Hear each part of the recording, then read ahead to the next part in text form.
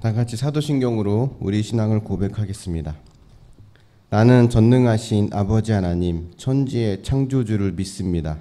나는 그의 유일하신 아들, 우리 주 예수 그리스도를 믿습니다. 그는 성령으로 잉태되어 동정녀 마리아에게서 나시고 본디오 빌라도에게 고난을 받아 십자가에 못 박혀 죽으시고 장사된 지 사흘 만에 죽은 자 가운데서 다시 살아나셨으며 하늘에 오르시어 전능하신 아버지 하나님 우편에 앉아 계시다가 거기로부터 살아있는 자와 죽은 자를 심판하러 오십니다. 나는 성령을 믿으며 거룩한 공교회와 성도의 교제와 죄를 용서받는 것과 몸의 부활과 영생을 믿습니다. 아멘. 출애굽기 20장 18절부터 26절까지입니다.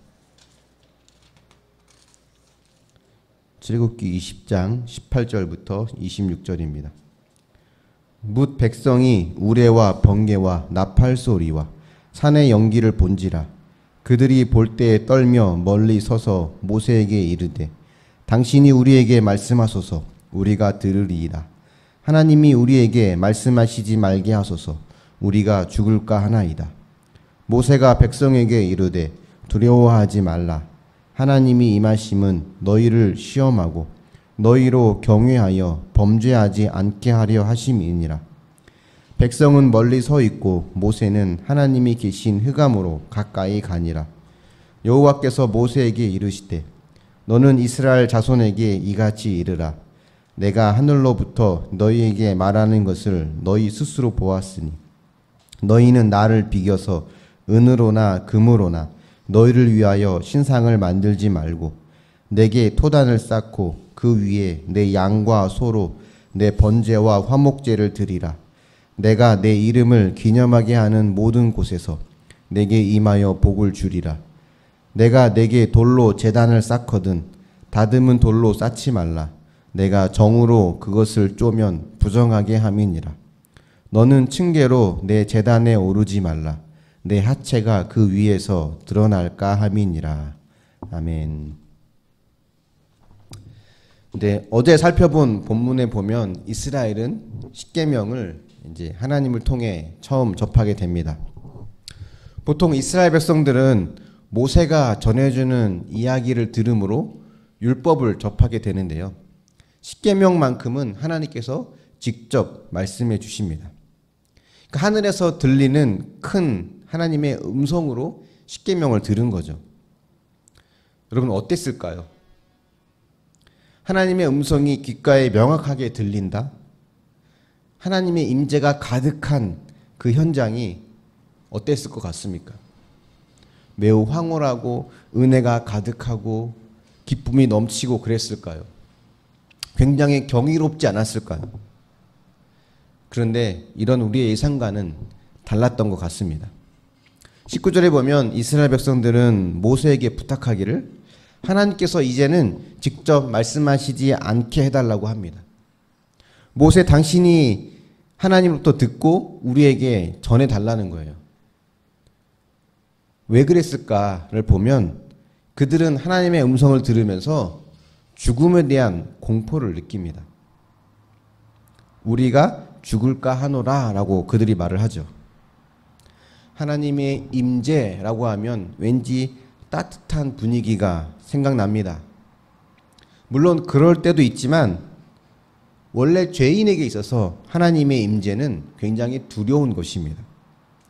죄인이 거룩하신 하나님과 함께하게 되면 가까이 하게 되면 그 거룩하신 하나님은 죄인을 향해 돌격하게 되고 그 죄인은 그 하나님에 의해서 소멸됩니다. 그렇기 때문에 이스라엘 백성들은 하나님이 함께하는 것에 두려움을 느낀 거예요. 하나님이 가까이 있는 것이 아니라 그 음성만으로도 그들은 죽을까 하노라 라고 하는 두려움을 느끼게 된 겁니다. 그럼에도 불구하고 하나님은 십계명을 그들에게 직접 들려주신 거죠. 그만큼 십계명이 중요하기 때문입니다. 하지만 십계명을 직접 들려주신 이유는 그것이 전부가 아닙니다. 22절과 23절을 보면 알 수 있는데요. 여호와께서 모세에게 이르시되 너는 이스라엘 자손에게 이같이 이르라. 내가 하늘로부터 너희에게 말하는 것을 너희 스스로 보았으니 너희는 나를 비겨서 은으로나 금으로나 너희를 위하여 신상을 만들지 말고 라고 합니다. 하나님은 어떤 식으로든 하나님을 형상화하지 못하게 하려고 하신 것 같습니다. 두려움 속에서 들은 그 하나님의 음성은 이스라엘 백성으로 하여금 하나님은 어떤 모양으로도 형상화할 수 없는 존재라고 하는 것을 각인시키신 것 같습니다. 심지어 그들이 번제와 화목제를 드릴 때에도 토단을 쌓으라고 하죠. 토단은 흙으로 쌓은 제단입니다. 흙으로 제단을 쌓는 것은 꾸미거나 높게 크게 쌓을 수 없다는 걸 말하죠. 그냥 흙을 그냥 말 그대로 쌓아두는 것 외에는 토단을 쌓을 수가 없습니다. 그러니까 작고 초라해 보일 뿐이죠. 어떠한 장식도 또 꾸미는 것도 불가능합니다. 근데 그것이 그렇게 초라해 보일지 몰라도 하나님은 그걸 원하시는 거예요. 그냥 아무것도 손대지 않는 것, 인위적인 그 어떤 것도 하나님은 거부하십니다. 또 이렇게도 말씀하시죠. 혹 돌로 제단을 쌓거든 다듬지 말고 그냥 아무 돌이나 굴러다니는 돌로 쌓으라는 거예요. 꾸미지 말라는 겁니다. 인간이 뭔가 제단하고 다듬기 시작하면 그때부터 하나님을 형상화하기 마련입니다.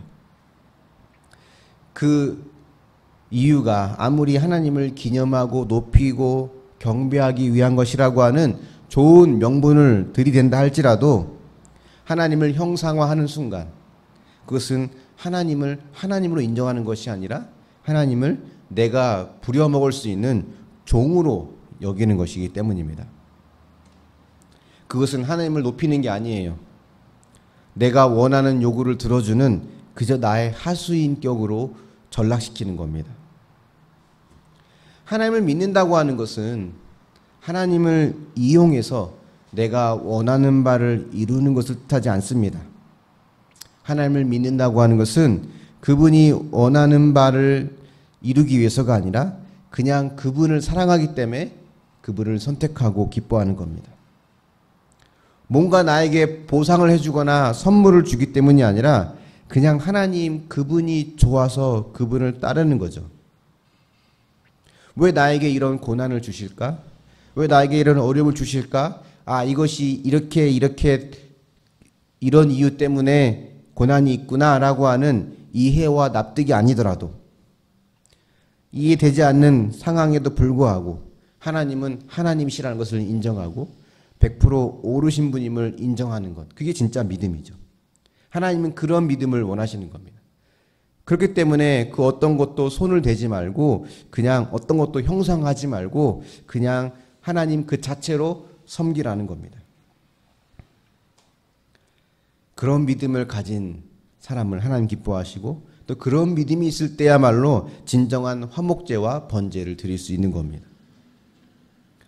자, 여러분, 우리는 모두 하나님 앞에 소멸될 수밖에 없는 죄인입니다. 그리고 하나님은 언제나 100% 옳으신 분입니다. 그분이 내 뜻대로 움직이지 않는다고 해서 하나님이 되지 않는 건 아닙니다. 변함없는 진리는 그분은 우리의 아버지시고 나를 사랑하신다는 거죠. 이 두 가지 사실을 기억한다면 혹 내 뜻대로 되지 않는다 할지라도 우리는 그분을 기뻐할 수 있습니다. 그 기쁨을 누리며 그 기쁨을 통해 하나님을 더 기뻐하는 진정한 믿음의 소유자가 되기를 예수님의 이름으로 축원합니다. 묵상해 보십시오. 여러분, 주님을 믿는 진짜 이유는 무엇입니까? 내 기도를 응답해 주시기 위함인가요? 아니면 나를 사랑하시는 것에 대한 기쁜 반응입니까? 나는 100% 죄인이고 하나님은 항상 100% 옳다고 고백할 수 있습니까? 기도하겠습니다. 사랑의 하나님, 감사합니다. 우리가 하나님 앞에 우리의 모습을 돌아보면 언제나 100% 죄인임을 고백합니다. 하나님을 하나님으로 믿고 따르는 것이 아니라 하나님을 형성하며 내가 원하는 것을 들어주는 그런 나의 종으로 여기고 있는 것을 보게 됩니다. 하나님, 이런 우리를 불쌍히 여겨주시고 그 어떤 것으로도 형상할 수 없는 그 하나님의 놀라우신 그 영광과 능력과 하나님의 그 크신 사랑을 하나님 우리가 마음으로 받아들이고 그 사랑의 기뻐함으로 주님을 더 기뻐하며 사랑할 수 있도록 인도하여 주시길 원합니다. 나를 사랑하기 때문에 내 기도를 응답해 주시기 때문에 내가 원하는 것을 이루어 주시기 때문이 아니라 주님 그 자체로 주님 하나님 그 자체로 기뻐할 수 있는 온전한 믿음을 허락하여 주시옵소서. 언제나 죄인이며 언제나 부족하다는 것을 고백하며 항상 오르신 주님을 인정하며 주님만을 의지할 수 있는 믿음을 주시옵소서. 감사드리며 예수님의 이름으로 기도합니다. 아멘. 네, 오늘 말씀을 기억하면서 함께 기도하며 주님께 나아가기 원합니다.